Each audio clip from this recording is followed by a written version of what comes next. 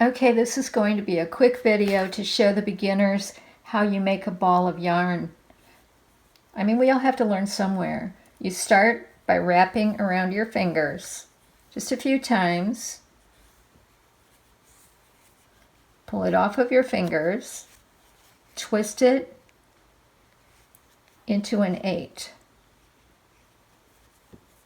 Go around the center so it almost looks like a bow, a little bow, a few times, then fold it and wrap and start going around. Turn it with your fingers, turn the ball while wrapping with the other hand. Oops, I knocked the camera, sorry. And you just keep going around